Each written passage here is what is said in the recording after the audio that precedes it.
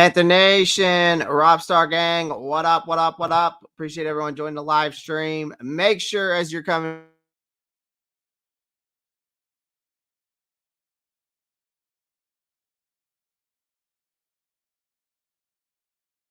in, make sure you find the like button. I am frozen.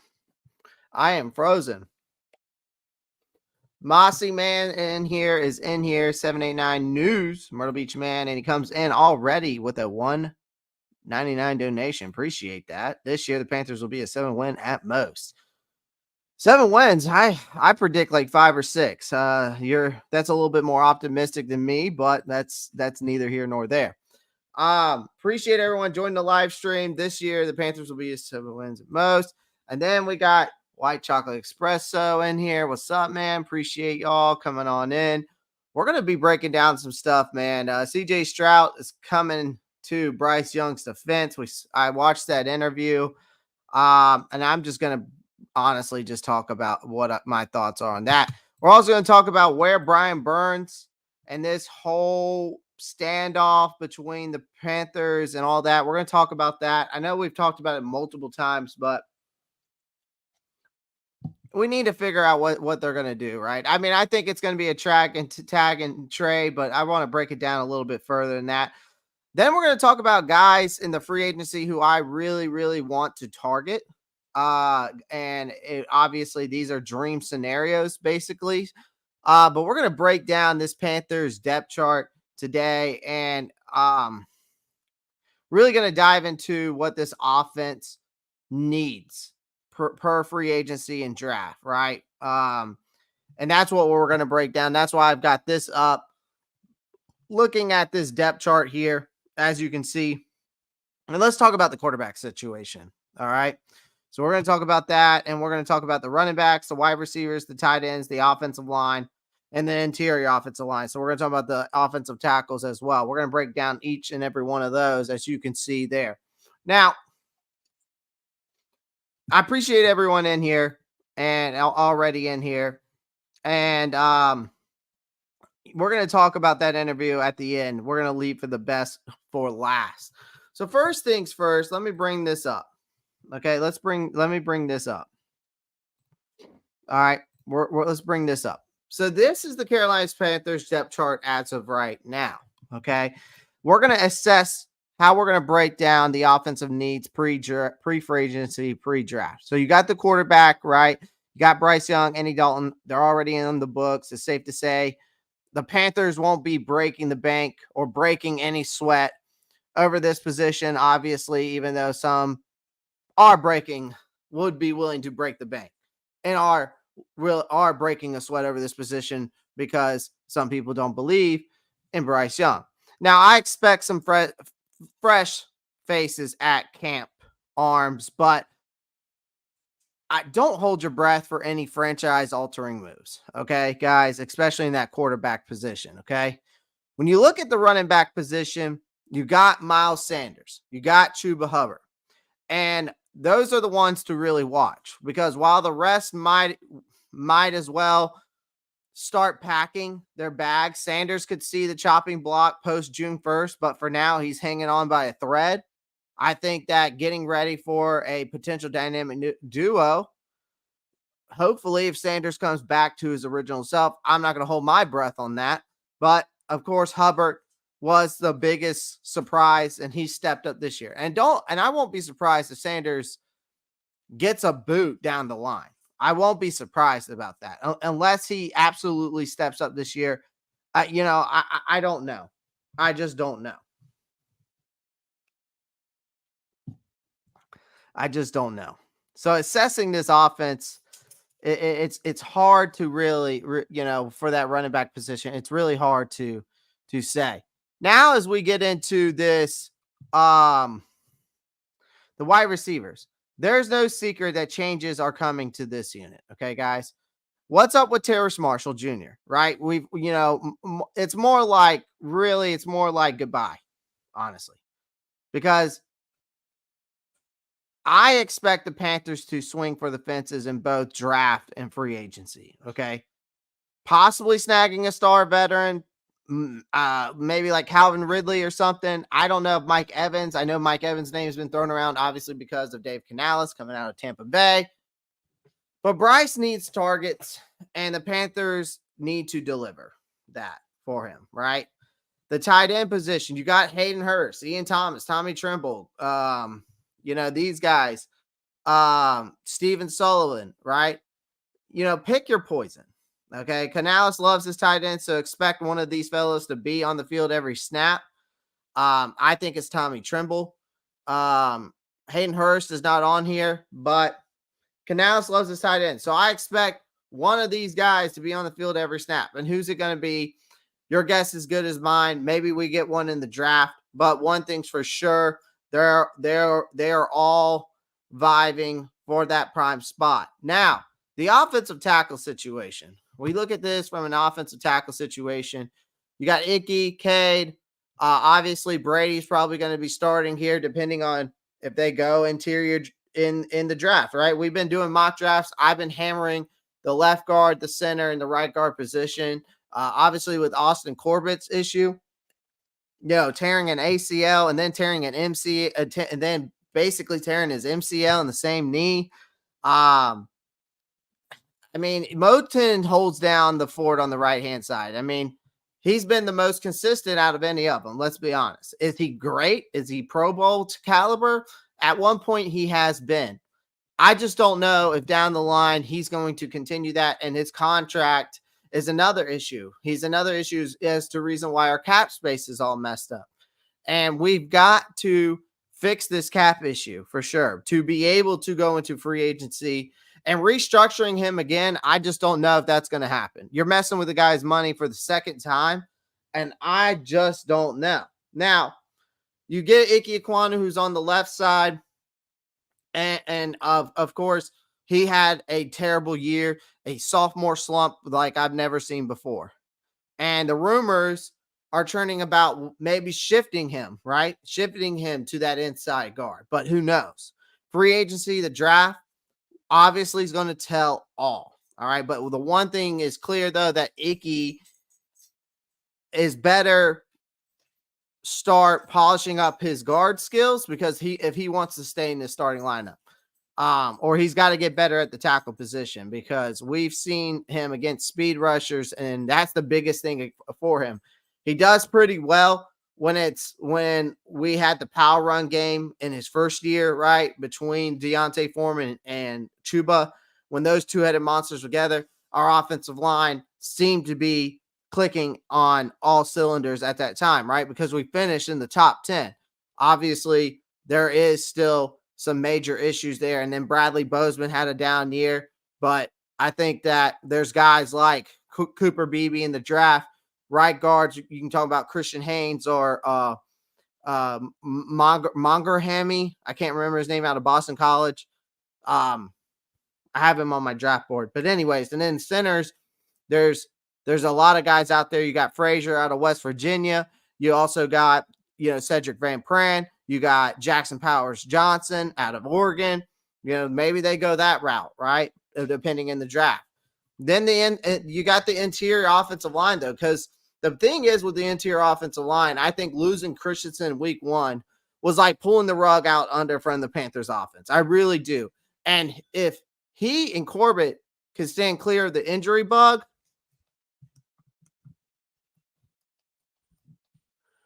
in 2024, there's hope, but for a repeat of the 2022 glory days, it's a long stretch, right? But let's be real. Football is a brutal game. The depth is the name of the game, and I expect some of these veteran signings to hopefully beef up. Maybe they go left guard and right guard in the free agency, right? Who knows? It's one of those things that we have to assess, though. When we're looking at this depth chart, and so it's a problem when you have a 33-year-old Adam Thielen as your number 1 wide receiver. I think we can get a second for Thielen since he went for 1,000. Chris, I think that's a long stretch, but you never know. Maybe if they don't trade him, Canals can find out how to use TMJ finally. I mean, maybe if he steps up, right? If he steps up, I mean, that's the biggest thing. But let's talk about some free agents that I really, really would love to see on this team. Now, obviously, some of these are a dream case scenario. Some of these are a dream case scenario, guys. Like, one of them is Josh Allen. Okay, another edge rusher, right? These, obviously that is a dream, because if we obviously need to elevate our pass rush, especially if we don't have Brian Burns here. We tag him and trade him, or unless we're somehow able to maneuver the cap space and sign him. Brant Tillis is a guy known to be able to do that. I mean, look what he's done over there in Kansas City and how he was able to sign Patrick Mahomes to a big, huge deal like that, was still able to maneuver the cap space, to able to bring guys around him and on that defense. But Josh Allen is a guy that could definitely could elevate this pass rush, and he is the man for the job, especially for that. Obviously, it comes down to those financial hurdles again, but Allen has explosiveness and he has the ability to wreak havoc, making him a coveted free agent. Teaming him up with Burns would create one of the most formidable pass rushing duos in the league, I would think it would send shivers down some quarterback spines thinking about who's going to hit me between Josh Allen or Brian Burns. I know that would be crazy, but again, these are just dream scenarios that I would love to see. T. Higgins, it's another one. Give Bryce weapons. He needs to so he can succeed, and that's what we need. I mean, T. Higgins would be a dream addition to this Panthers wide receiver core. I mean, he's got game-changing ability. He's got a track record for success. I think that Higgins could blossom into a true number one role here in Carolina, but again, financial hurdles. Okay. And I know that these are a long stretch that these guys I'm mentioning, but while the Bengals may put up a fight, I think the Panthers should be ready to pounce if Higgins hits the open market, right? Another one, if we're going through this, let's see who's the next guy I want to talk about. Jalen Johnson. This guy, we need cornerback depth, because the unknown with Dante Jackson, J.C. Horn, those guys staying healthy, right? This defense needs a boost. Jalen Johnson could be that ticket, despite he's kind of having he has a bad relationship with the Chicago Bears right now. And Johnson's talent is definitely undeniable there. I think pairing him with the likes of J.C. Horn could create an exceptional cornerback tandem and take Carolina's defense to the new heights. But again, adding a guy like Jalen Johnson is a stretch. I know that these guys I'm mentioning, it is a stretch. These are basically dream case scenarios, right? And then last but not least, let me find him on this list.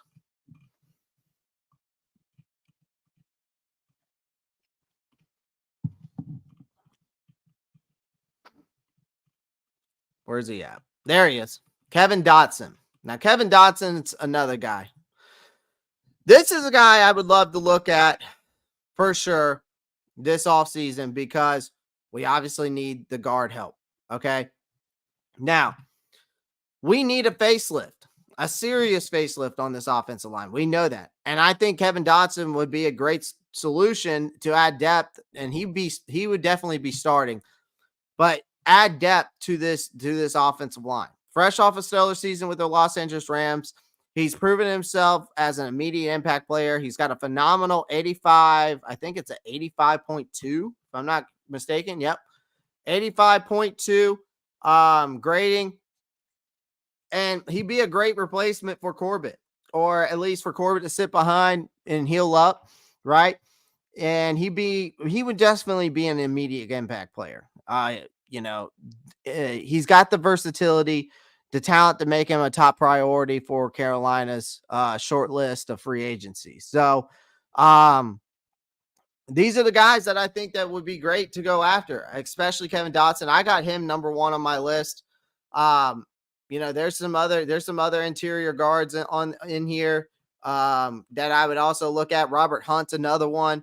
There are guards out there that we can definitely, obviously take a look at. The contracts might not, it depends on the financial, situations. Like, can we afford them? And then unless Tillis is able to maneuver some cap space, restructure some contracts, Kevin Zeitler would also be good. He's just a little bit older. I think he's in his 30s, if I'm not mistaken. So again,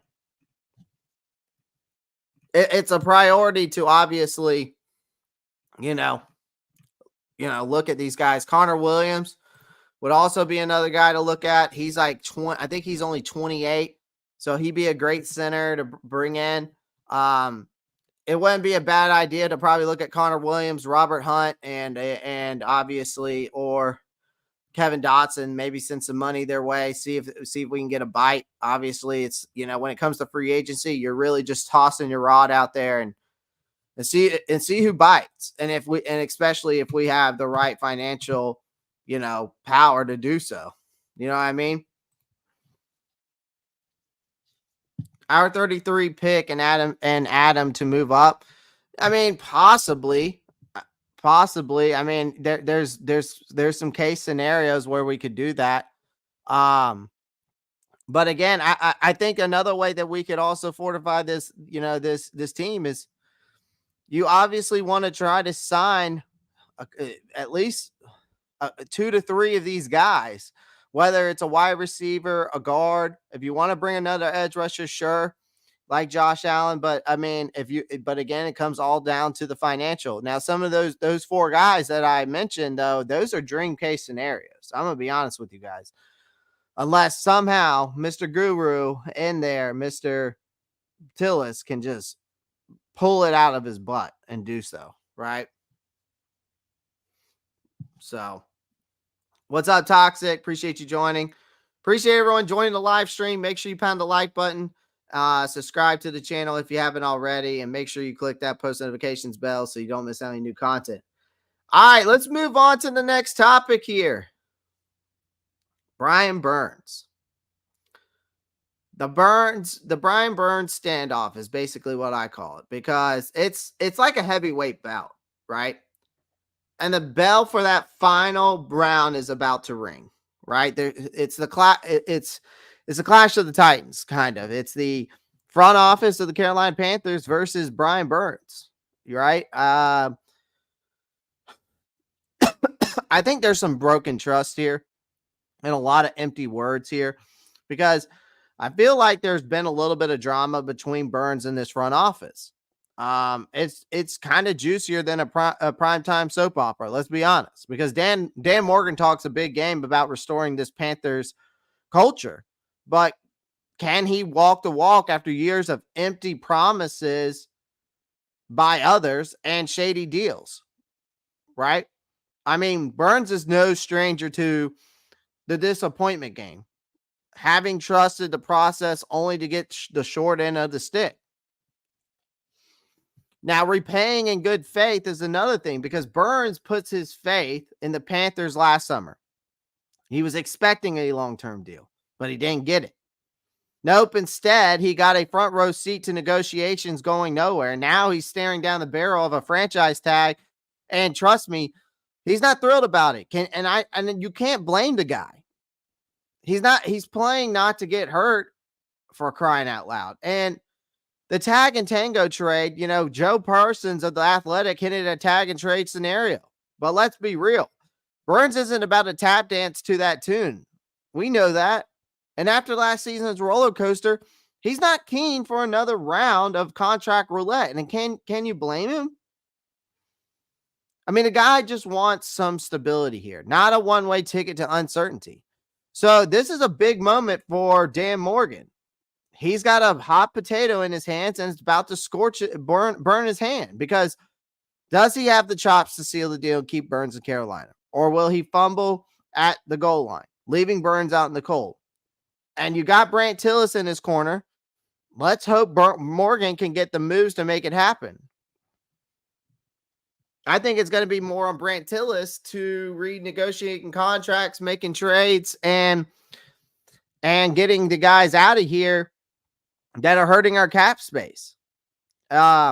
Do I think that, and you know, y'all guys who've listened to me before, you know, am I the biggest Burns fan or am I the biggest Burns hater? I'm neither or. Like, I love Brian Burns. I think definitely a first round talent, right? I think he's worth a first round pick, if and maybe an extra pick. Sure. We didn't take the trade from the Rams last year or 2 years ago. Sorry, during the trade deadline when we got offered two first round pick, a future first round pick, and a third round pick from the Rams. Right, we didn't take that because apparently he was off the market by Scott Fitterer. So this isn't just about Burns his paycheck. It's about the future of the franchise. Which way will this pendulum swing between the Panthers and Burns? Will Burns stay or will he go? Either way, I think the Panthers have to have a game plan ready because the clock's ticking. There's no time to fumble this. Either you get the value out of him, that's great. Get the value out of him. But if you can't, you might have to sign him.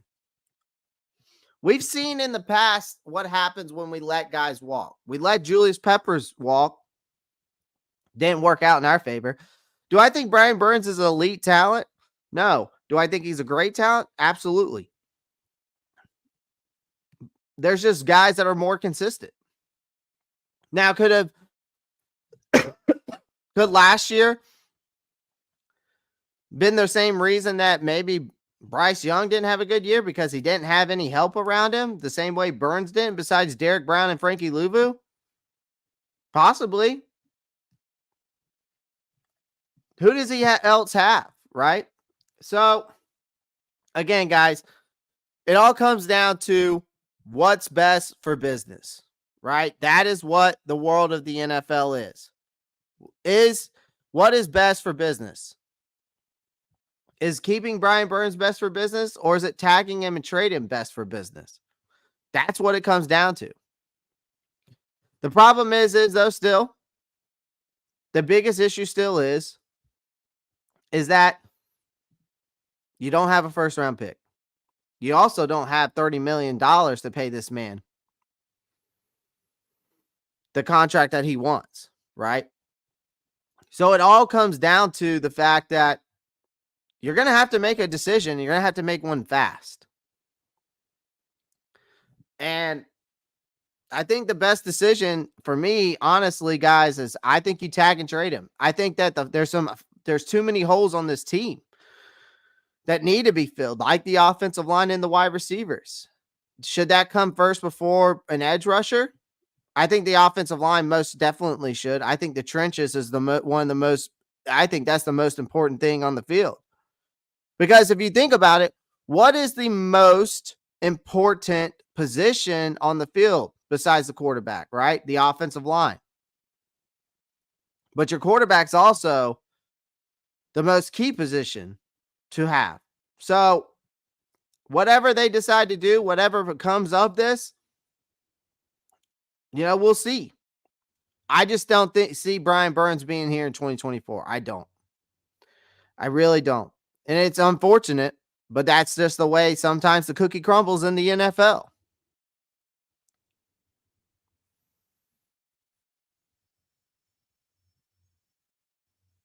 Yeah, I mean, that's another thing. Like, Toxic, are we wasting this man's time? Are we wasting this guy's talent? Right? Does he deserve to be somewhere else that's going to win football games? Right? I mean, the teams that I know of that want him, like I've heard, the Seahawks want him. We know that LA was interested in him. Are they still interested? We don't know. We know the Ravens want him. There's been rumors plenty out there that want him, but are we going to get the right amount out of him? Right? Or do they keep him? And we just stay at number 33 and we rock with what Dan Morgan said. We're not worried about a first round pick. Is that true? There's a lot of uncertainty and a lot of unknown when it comes down to this Brian Burns ordeal. I say find a way to trade him. Sign Clowney, Floyd, who had better production, both together, cheaper than Burns. Keep them for on a 1-year rental, get a pass rusher next year. White chocolate espresso. I like the thought of that as well. I actually didn't mind the Ravens rumor that they were going to send their first round pick, David Ajobo, and a future third. I didn't mind that trade, but I'd rather have the third for the 2024. But we can rather have whatever we want. That doesn't mean we're going to get it, right? I'd rather be making 100. I'd rather be doing YouTube full time, but right now that's not happening. So it's a tough world in the NFL when it comes to these things. It comes down to the needs of the team, and it comes down to the financial budget of the team and what's best for the team as well. And again, I want Brian Burns here. I think he he's put his heart and soul on this team. I just don't know if we're capable enough to pay this man $30 million a year, and we shall see how this breaks down. All right, let's talk about this crazy nonsense. Now, if you didn't watch the interview on Pivot of CJ Stroud on there with I can't remember his name. It was on Pivot. I can't remember. Why am I having such a Ryan Clark, right?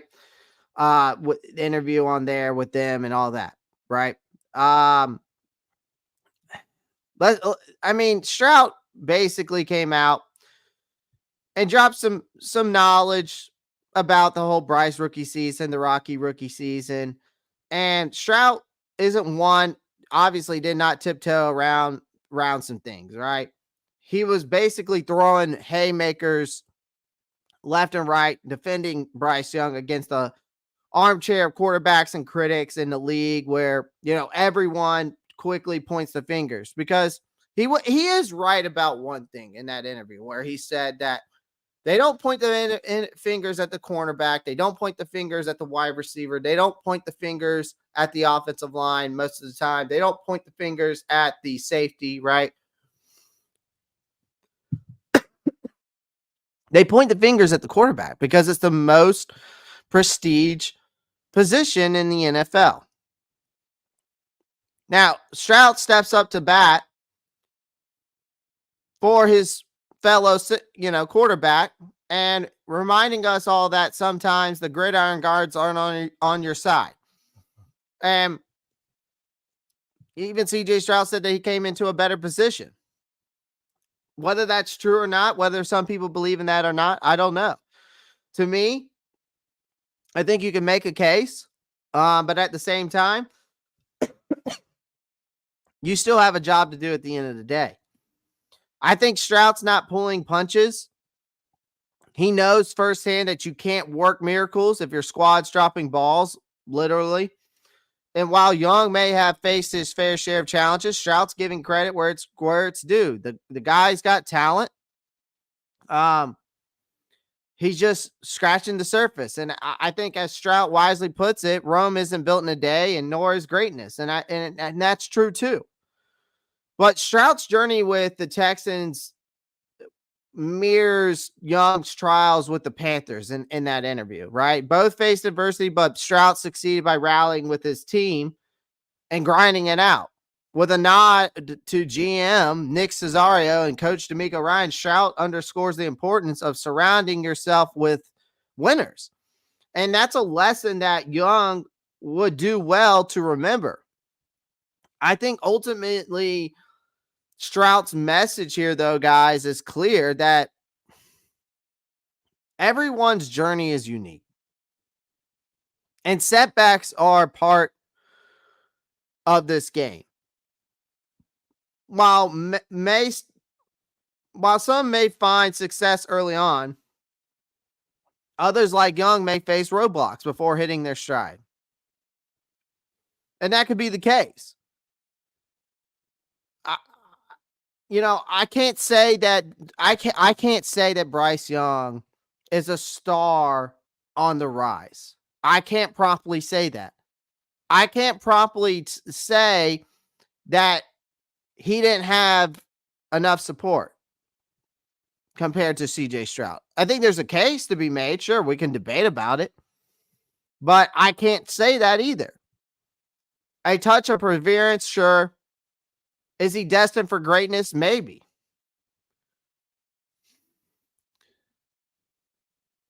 I think that CJ Stroud, though, what he said was really just defending his friend at the end of the day.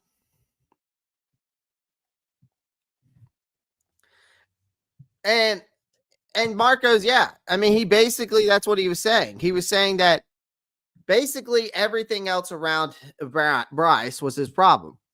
It was not just Bryce's fault. It was just that Bryce, yeah. That's literally what he said. That it was everyone else's fault except Bryce's, and that Panthers sucked. I think at the end of the day, guys, this is how I'm going to break it down for you completely. We had a meddling owner, for sure, using his Midas touch, right? Right? Trying to use his Midas touch, number one. Number two, Frank Wright. There was rumors he wasn't willing to change the offense up, wasn't willing to really work on the kid's development. I think that's true too, because it wasn't the quarterback that he wanted. He didn't get what he wanted, right? I think that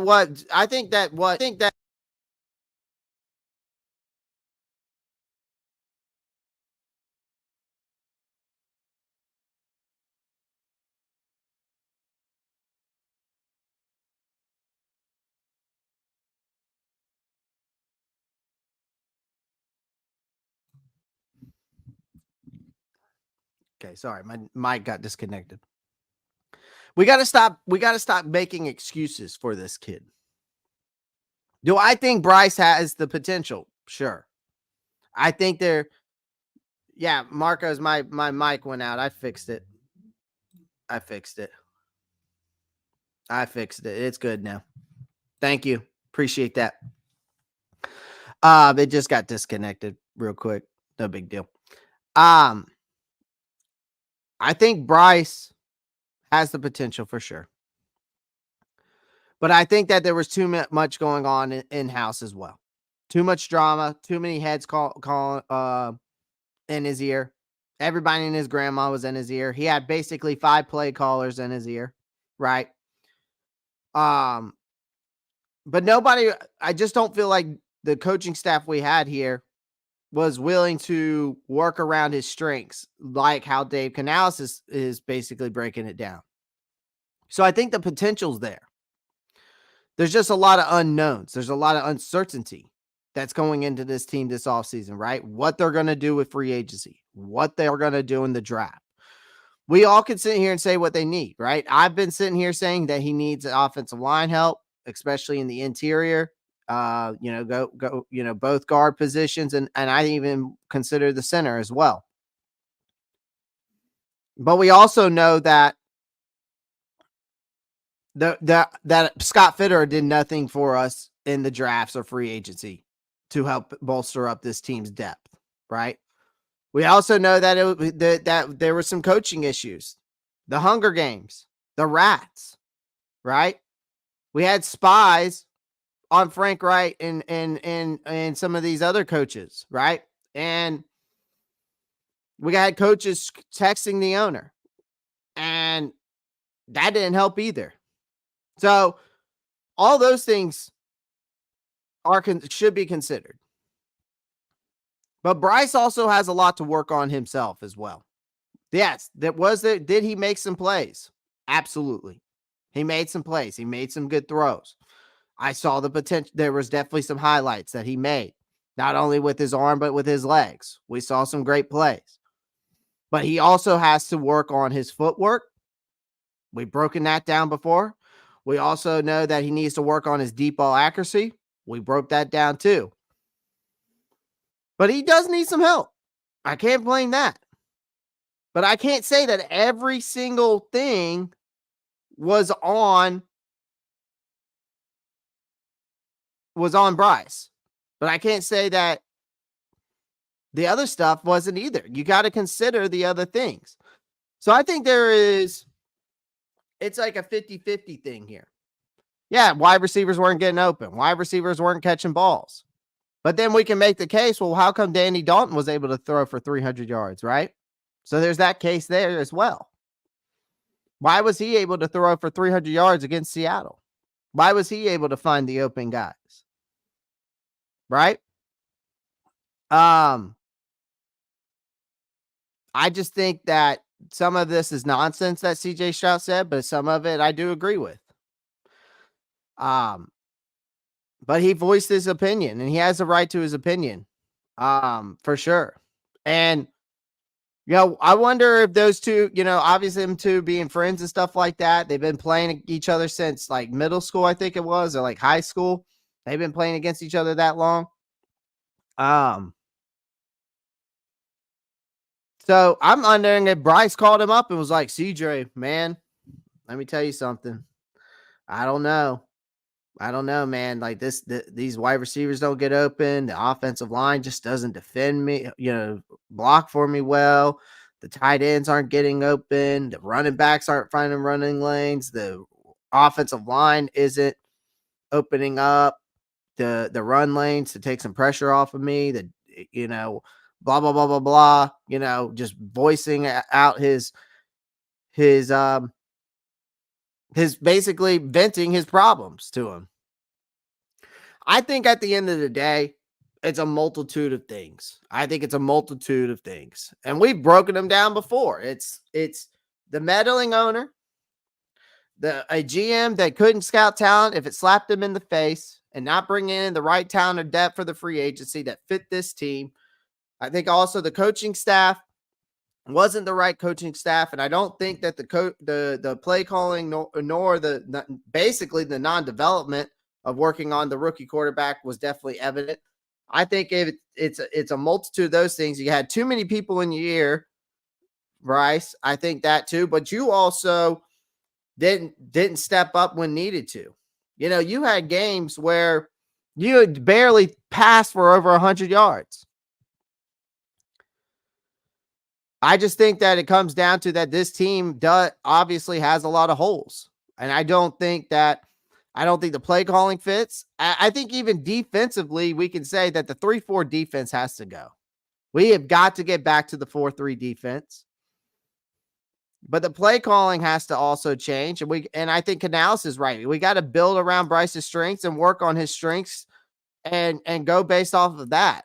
And I think also another thing is Bryce is known to be a guy to use his legs, right? And I think that was another thing that they didn't do. They tried to keep him in there as a pocket guy. And I just don't think that's the way you should. You kept him stagnant in the pocket, and that's not Bryce's game. So that's not fitting to his strengths, right? But I think it comes down to, yes, what it comes down to is that we have this whole new era now in Carolina. Let's go into free agency. Let's go into the draft and try to build a team around him. And if it works out and you try to build off his strengths and it works out, great. And if it doesn't, then that proves that Bryce Young was never the guy in the first place. It just proves that. Now, again, there was a lot of bullshit going on this past season, right? With a meddling owner. I know I'm kind of sounding like a broken record here, but you cannot forget about those things. With a meddling owner, a GM not bringing in the right talent or depth, the coaching staff not putting the right scheme to fit this team. You had rats, snitching on others, and you have coaches texting the owner.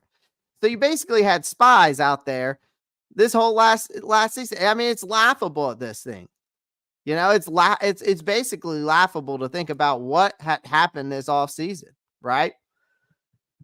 And to me, what's the crazy part is that even reporters are out there, and even Pat McAfee. I just watched the Pat McAfee show.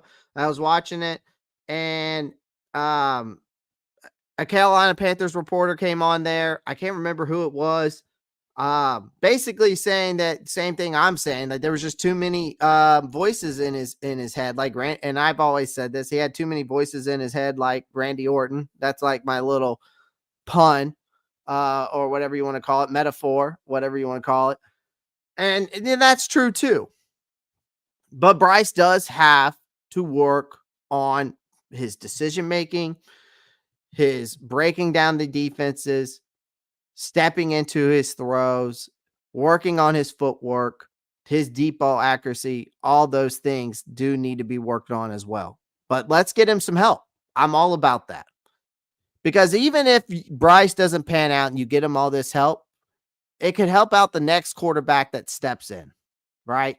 Because again, I'm a big believer in building the trenches up. You need to build that center position. You need to build the right guard position for sure, and the left guard position. Whether you move Icky to the inside and you get another left tackle in the draft, or whatever, however they do it, right? Sure. Or they keep Icky at left tackle. They go into the free agency. They get a Robert Hunt and a Connor Williams, or a Kevin Dotson and Connor Williams to fulfill that center and right guard position. Then they get a left guard in the draft. However they want to do it, right? However they decide, Dan Morgan and them decide to go about it. Obviously, let's say they sign some offensive weapons, maybe in free agency, or they go in the draft and do it that way. Okay, let's do that. And then let's see. But I am 50-50 on Bryce. There are some issues that he does need to work on. But at the end of the day, some of this stuff is you cannot just blame everything on the Panthers. When also there were some issues there as well. Guys are already sounding off in the comments. I swear I showed his family more than the team this season. CJ knows what he's talking about. That's why he's happy he ain't here. Yeah. I mean, ESPN said if they redid the draft, CJ Stroud would have been a Carolina Panther. They also said that Bryce wouldn't even have been in the top 10, which is it's kind of crazy to think about if we went back over that draft. We might still have spies. White chocolate espresso wouldn't surprise me, my friend. It wouldn't surprise me. Even though Mr. Tepper said, well, I'll be in the background. That doesn't mean that there won't be somebody out there shooting some text. Won't be surprised. Let's hope that's not the case. Let's hope that is not the case. Not saying Bryce is the guy, but after watching this season, I don't see how the hell anybody expects him to succeed in it. I think it's, again, you can make a case for both ways, my friend. You can make a case for both ways, Jadarius. There's no way Bryce isn't the guy, because if he's not, then this was the worst trade of all time. In Vietnam, I've said that too. If Bryce doesn't pan out, this could go down as one of the worst trades in not only in NFL history, but also the Carolina Panthers organization history. And all the experts were wrong, and our front office was wrong. No way that happens. We shall see. We shall see, Vietnam. We shall see. Like I said, if they get him some talent, they get him some help, they get him some wide receivers, they bring in another tight end, a positional vertical threat tight end that can come in here and help out that group. They bring in a power back to help that running back room. They build up that offensive line. They get him some weapons. And he pans out, great. If he doesn't, then that just proves that it was one of the worst trades in NFL history. I'm going to be honest. Bryce gets all the hate because our front office messed up and sold the farm to get Bryce, and Bryce needs a team around him to be successful. Yeah, I mean, AJ Brooks, I mean, that's putting the nail on the head. I mean, and Bryce is going to get all the hate because, again, what is the most important position in football? What is the most pivotal position in football? What is the most glorified position in football? And that is the quarterback position. And CJ Stroud is right about that. It's not the safety. It's not the cornerback. It's not the wide receiver. It's not the tight end. It's not the offensive line. It's not the defensive line. It's not the defensive ends, the pass rushers, the edge rushers, the linebackers. They're not the ones that get the blame. It always goes back to the quarterback. No, AJ, Bryce needed this all season to work in the weight room and the film room. He'll be back next year. I bet $100 on it. Vietnam's ready to put his money where his mouth is. Ready to put his money where his mouth is. Still not worse than the Browns. Black Fry, I don't know. Black Fry, again, it could be worse than the Browns. I will say could be worse than the Browns if Bryce doesn't pan out. It could be. I'm just saying. Tepper is full of shit, and we know it. I'll believe it when I see it. Yeah, I know that. That's what I'm saying. I'll believe it when I see it when that man's not having his Midas touch involved in football operations. Bryce has things to improve on, but didn't expect to improve in this mess. You're making a good case, Jadarius. I think you're making a good case. What quarterback succeeds without a team around him? AJ, none of them. Still debatable. There's a lot that you can debate here with this whole thing. We can debate a lot when it gets involved in this whole ordeal. Between the CJ Stroud and the Bryce Young situation, you can make a lot of cases. While you're not comparing him, you're not just comparing to CJ, you're also comparing him to AR, Levis, Caleb Williams, Drake May, and the other quarterbacks coming out. You make a great point, White Chocolate Espresso, because again, we could have had AR-15. We could have had CJ Stroud. But again, you could have had Will Levis as well. But if we wouldn't have went and drafted up for him, we could have been involved for Caleb Williams or Drake May, right? Or Jaden Daniels or any of the other quarterbacks that are coming out, right? In the top 10 or the top 15, right?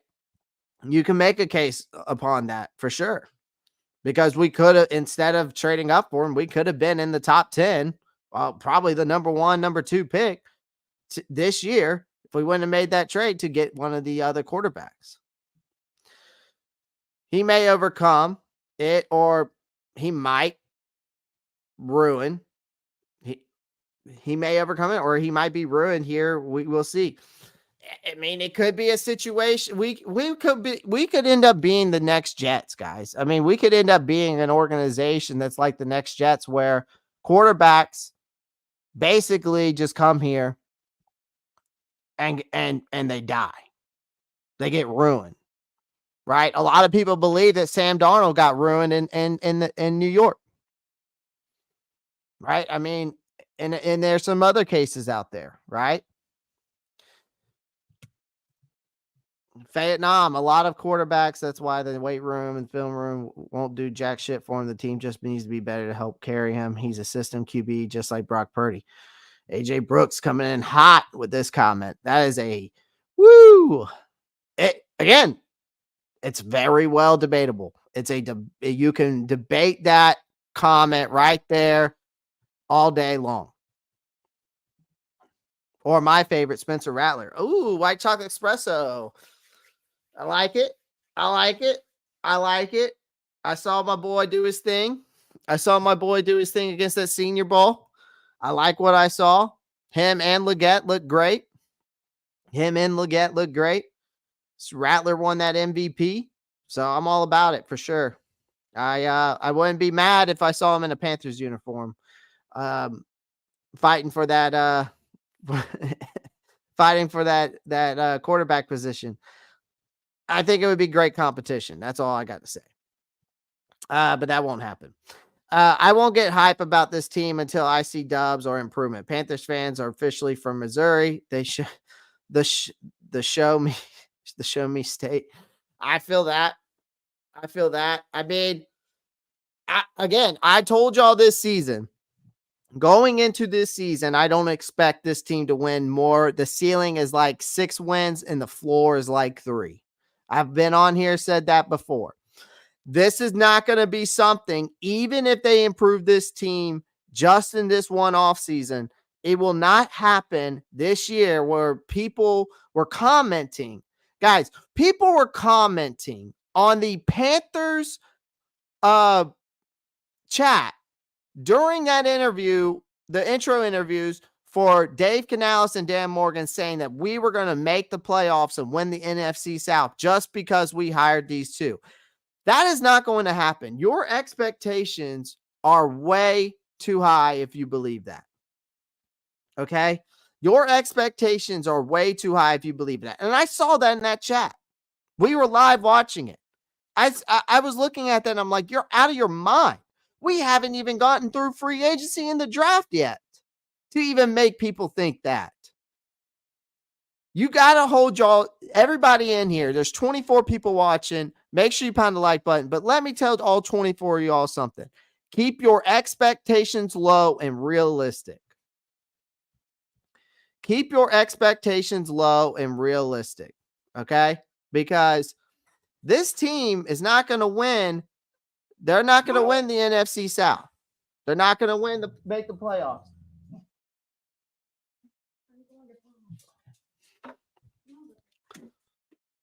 So keep your expectations low and realistic. Because there's no reason to think that. Not in one off season. And I can't believe that I saw that in that chat. You know? It feels a bit too early to discuss 2024 picks. Those guys being named could also fail too. Yeah, I mean, and you know, Jadarius, that makes a great point. When it comes to the draft, you're taking a risk when you're drafting these players to pan out. And not all of them are luck. I think there are some that are in there are just God-given talent, and they're the right guys, and they're football guys, right? But you do take a risk in hoping to hit on these picks. Free agency, these guys are already known to be successful in the NFL. So you know what you're getting out of them. But again, when it comes to that, do they fit the scheme? Do they fit what you're going to be doing here in Carolina? We just need we didn't just have a good team around him. We didn't just have a good team around, but we also had half of our coaching staff failing to develop Bryce. And I totally believe that too. They weren't willing to believe, Frank Wright wasn't even willing to change the scheme up, wasn't willing to work on his footwork. I mean, we had other coaches telling him to work on his footwork. Guys, there's 28 people watching, only 14 likes. We're halfway there to the 28. So please make sure you just do me a favor. It's one click away. It's free. It helps me out tremendously. Just pound that like button. That's all I ask. All right. I appreciate it. I think better head coach would have made a difference last year for Bryce. I think so too. I think having a guy who's just, I think that's the reason why the NFL chance is that you're seeing all these coaches like Pete Carroll's gone now, the Eric Bieniemys of the world, the even Andy Reid might be thinking about retiring after this. You even got the Belichick's of the world. Those guys are gone because I feel like the NFL is trying to bring in younger coaches to find that next Bill Belichick, that next Andy Reid, right? That's what the NFL is trying to do. And I think that's why teams are hiring these younger coaches. And it makes sense because they want to bring coaches in that are going to be here for the long haul, right? It makes sense.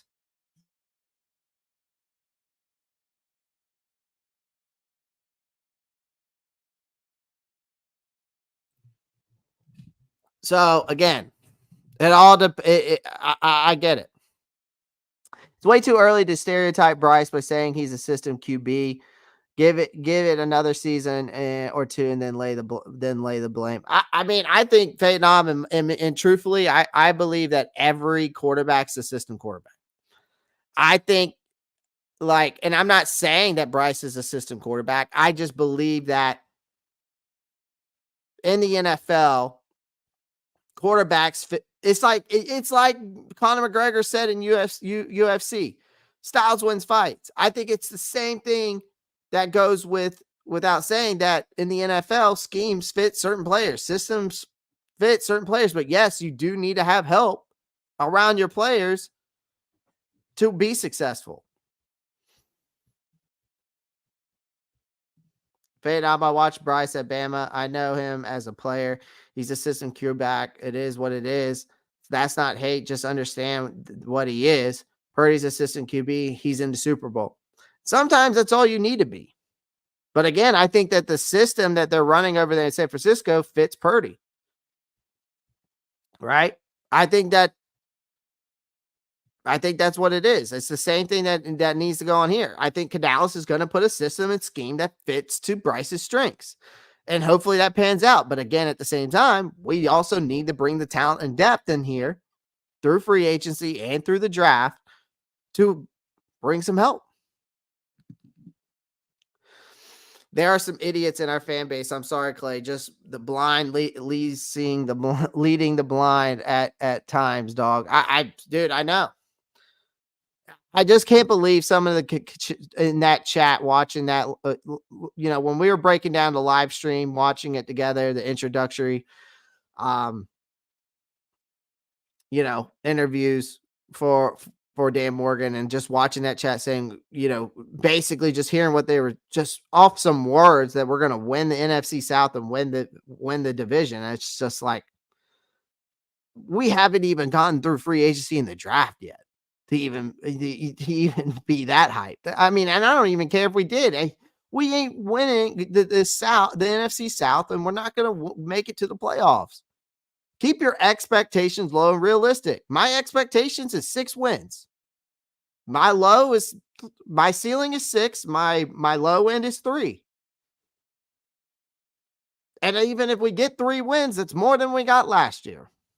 If we get 6 wins, we're heading in the right direction. Super Bowl, here we go.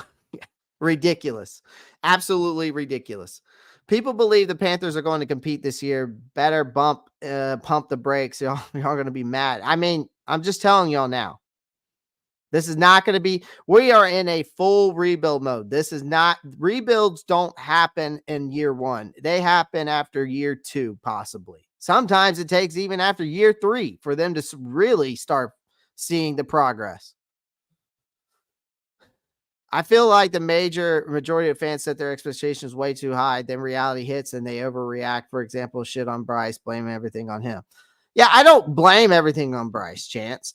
This past season, I don't blame everything on Bryce. Yeah, did Bryce does have his flaws? Yeah, we've broken that down before. But are there other flaws on this team?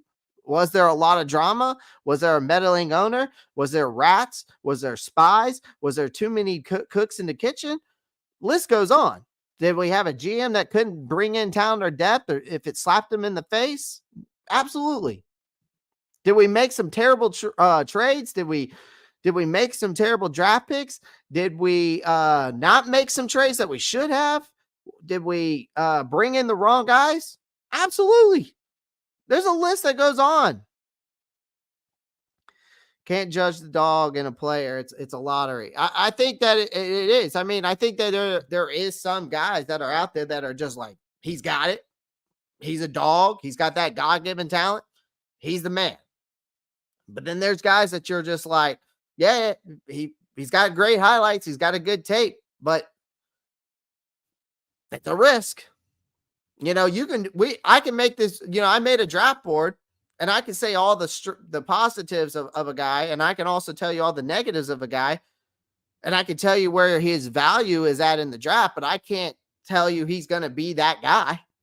Like Cooper Beebe could be the best left guard in this draft. That doesn't mean he's going to pan out to be the best left guard in this draft. Jackson Powers Johnson could be the best center in this draft. Doesn't mean that he's going to pan out to be the best center in this draft. I could tell you that Marvin Harrison Jr. is going to be an elite wide receiver in the NFL, but he could end up being a bust. But I think I don't think that's going to happen. I think Marvin Harrison's going to be an absolute stud. You know what I mean? But there is some scouting to it that you can tell you if he's that guy. And I haven't figured that out yet. But that's why you hire guys to do so that have been around the game enough.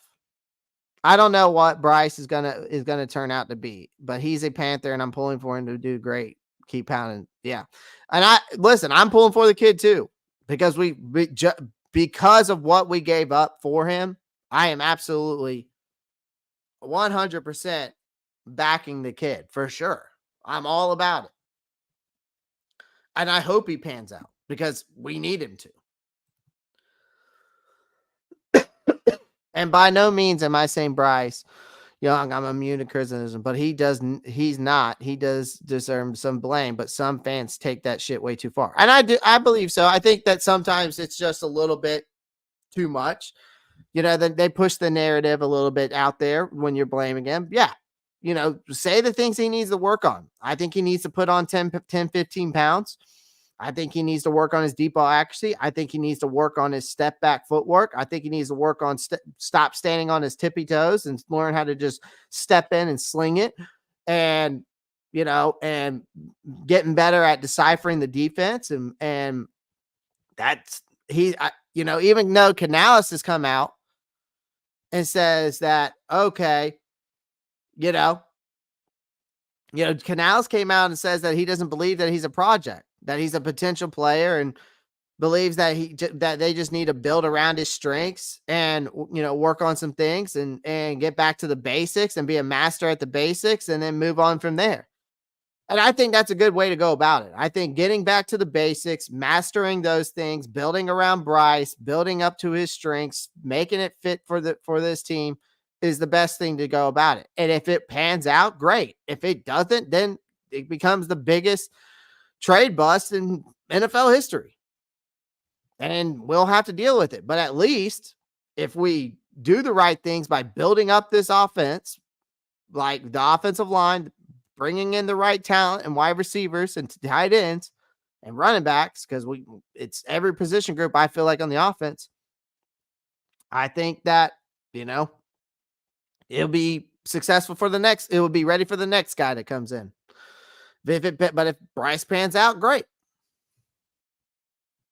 I just want Bryce to remember, if we go with him for another contract, that he needs a team and he needs a very, very team-friendly contract. Dan Morgan needs to sit down and explain that right now. I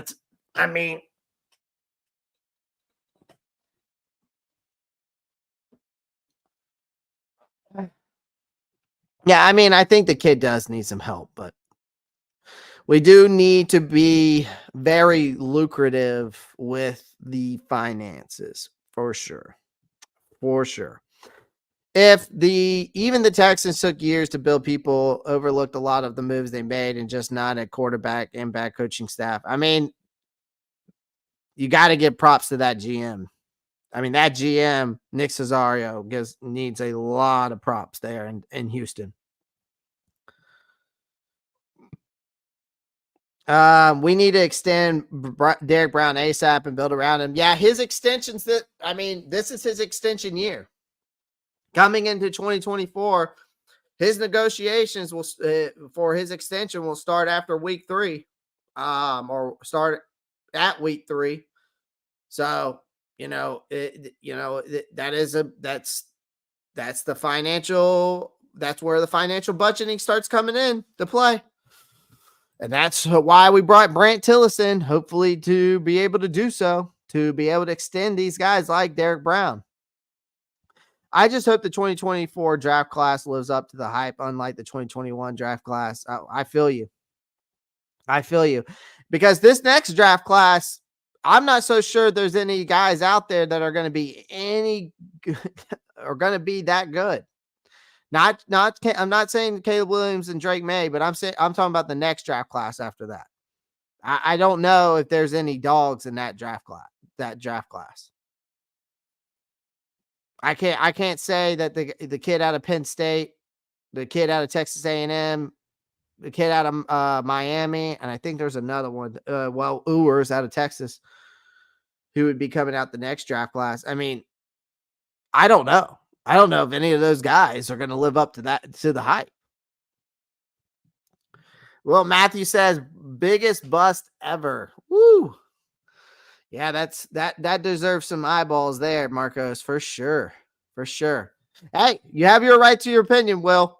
I'm not too sure to say that it is yet. And like I said, if they put like I said, Will, if they put some pieces around him, it works out. They build the offensive line up, they get some skill players to help him out, and it pans out, great. If it doesn't, then it becomes that. What your comment was. Y'all need to bench him quick and figure something out. I mean, I just don't know, Will, if that's the case. I just don't know if that's the right move. I can't say that that's the right move. I don't think anybody really knows what the right move here is, really, with that. As of right now, the only moves that I know that's right to do is build that offensive line and get some wide receiver help in here. Because again, it's an issue when you have a 33-year-old Adam Thielen as your number one wide receiver. And it's an issue when you've got a left guard coming off a bicep tear. You got a right guard that is coming off of not only an ACL tear that he just basically recovered and then tore his MCL in this year in the same knee. So you definitely need to build there. Yeah, man, it's Ewers and everybody else for the 2025 draft class so far. Yeah, I mean, I just don't know. I feel if Aller went to Bama or Georgia, he could be scary. I mean, Aller might be a nice guy. I mean, a guy that you might want to keep a look out at because, I mean, if Bryce doesn't pan out, that might be the guy that they go after next. 2025 is going to be a bunch of second round QBs going in the first. Yeah, I don't know. I think AJ, I could see Ewers making a case, and I could see Aller making a case. But other than that, I don't know if Max Johnson or who's the other boy? I think he's from Texas A&M. What's his name? Texas A&M QB. It's not Max Johnson, but there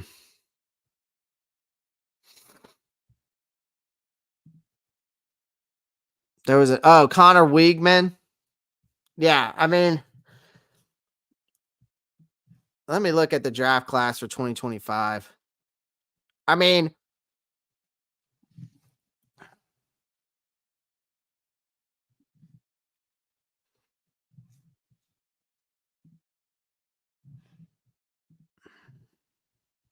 Shedeur Sanders, maybe.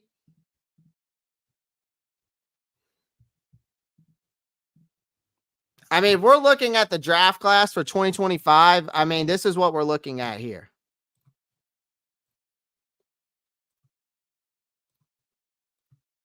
I mean, this is the draft class we're working with in 2025.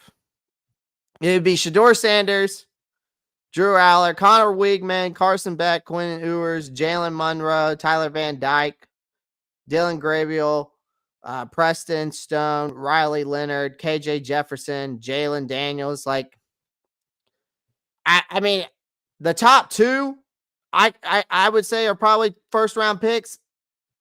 I mean, are they gonna? But how are they gonna? Like how are they gonna pan out? We don't know that. Yeah, I mean, Drew Allard is a guy. Riley Leonard. Oh, did he transfer from Duke? He must have transferred from Duke. They just didn't update it on this list.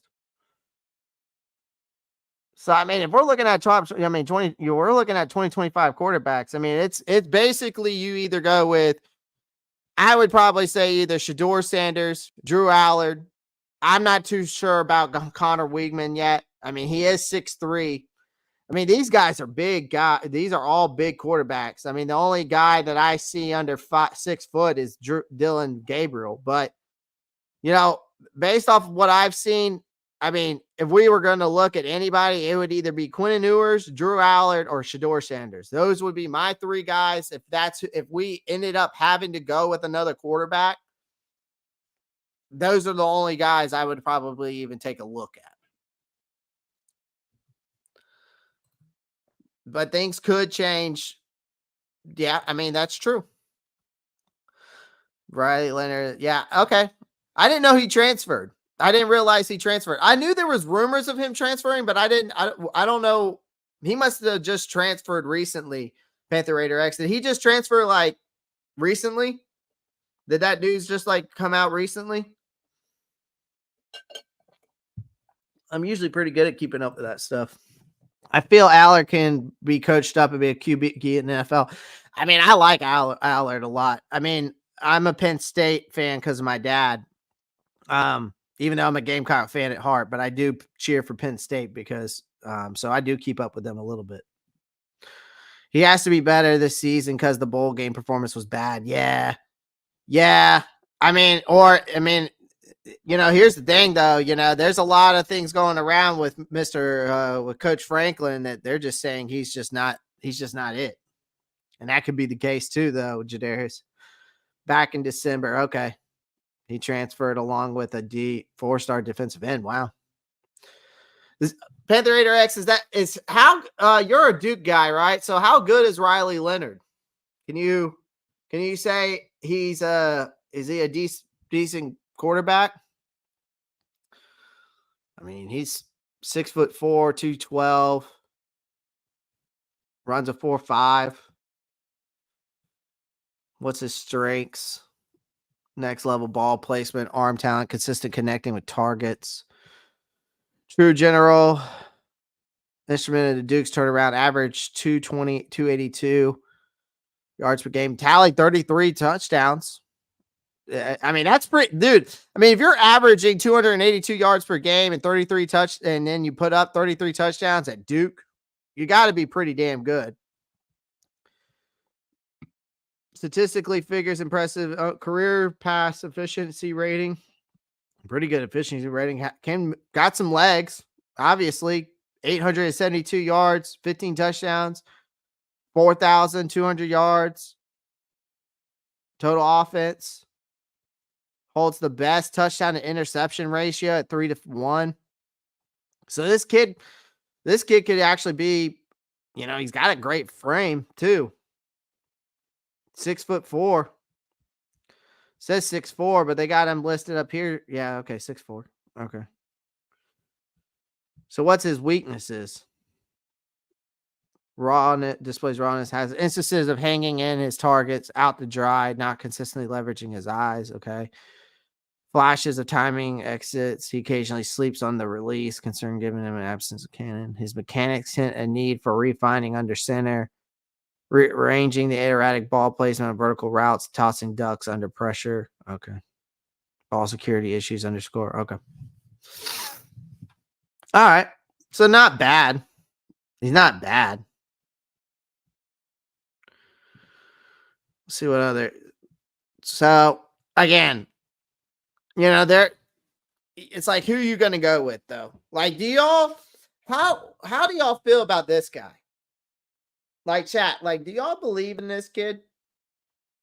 Do you think Shedeur Sanders would be very good in the NFL? Like, I'm curious. QBR rating of a 109, over 3,000 yards. He had 27 touchdowns to 3 interceptions, so that's pretty damn good. 69.3 completion rating. You think he can be all right at best? All right.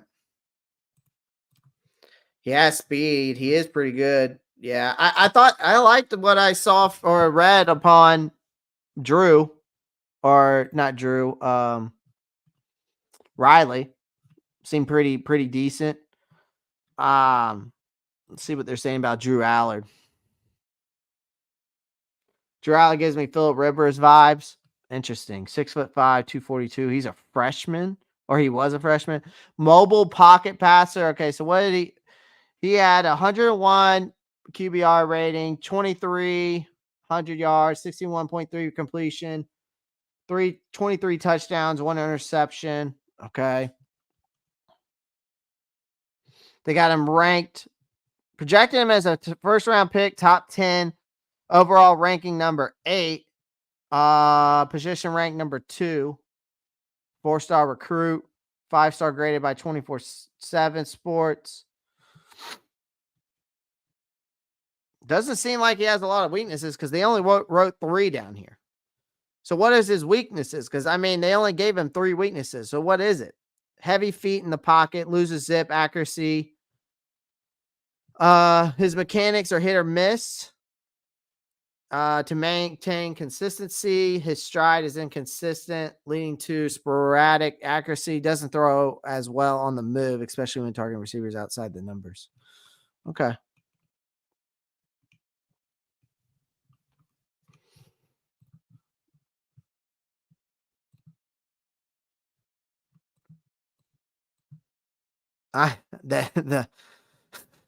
So Philip Rivers vibes for Drew Allard.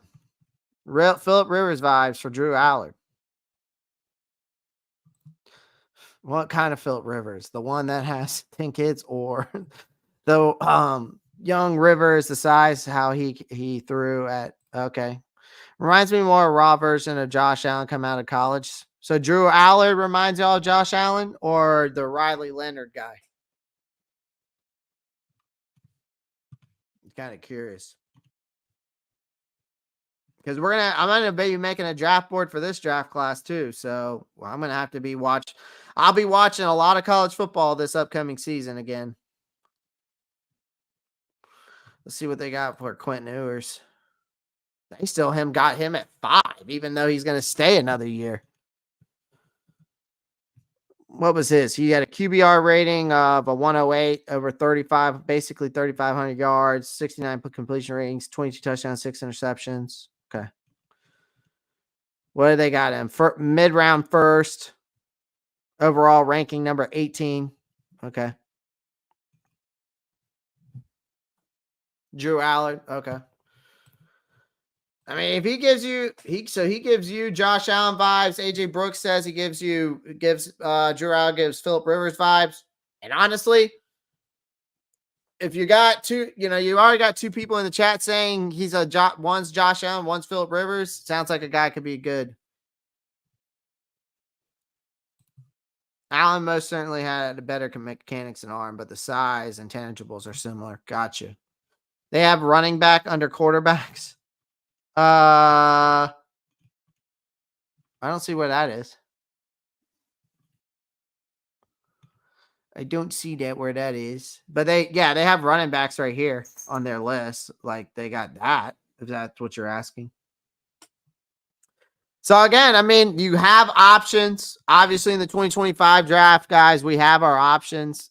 I can't say that those guys are going to be any better than Bryce. We don't know that. His first name is Jalen. Oh, you're talking about Jalen Daniels out of Kansas. Dude is great playing at running back position. They said the same thing about Lamar Jackson now, didn't they, Panther Raider X?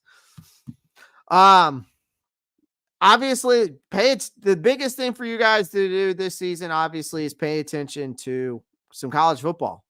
Because if things don't work out this season, you might as well go ahead and start paying attention to those other quarterbacks that are in this next coming draft.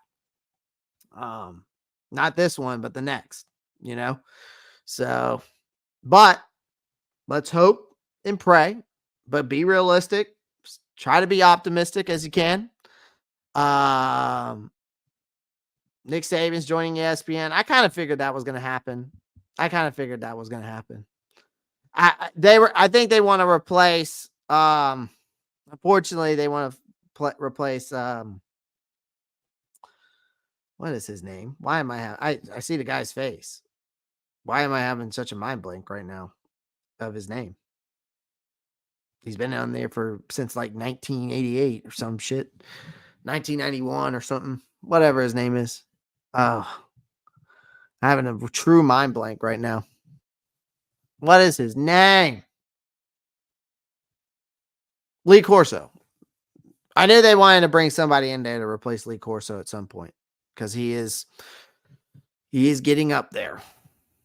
He's already had like 2 heart attacks or something like that and survived them both. So I think it's time to let the man ride off into the sunset and just chill out. Guys, I appreciate everyone joining the live stream today. We broke down some good stuff. We talked about the breaking down the offense and what they need to do. We're talking about Brian Burns, basically a dream scenario. Free agents I want. But those are obviously that's a long. Those are all long shots. The ones I mentioned. Broke down what's the deal with Brian Burns. What's going to happen? I think we all know what's going to happen. I think that my prediction is going to be right. I don't see Brian Burns being here in 2024. Then we broke down the nonsense interview that I think it was an interview that didn't need to be done. But it is what it is. With CJ Stroud talking about Bryce Young. Again, if we do the right things, we build around him, we build the scheme around him. Like Dave Canales says, build around his strengths. We'll work on his development, master the basics, get back to that. If it pans out, you get him the weapons, you get him the offensive line that he needs, the protection he needs, and it pans out, great. If it doesn't, well, guess what? Then he's not it. I guess I'm watching Penn State more this season. Their running back was pretty good too. Singleton, I think is his name. Yeah, I think that's his name. Let me see real quick. Yeah, watch some Penn State, man. Let's see. My game. Let's see. See if they even have him on the draft board.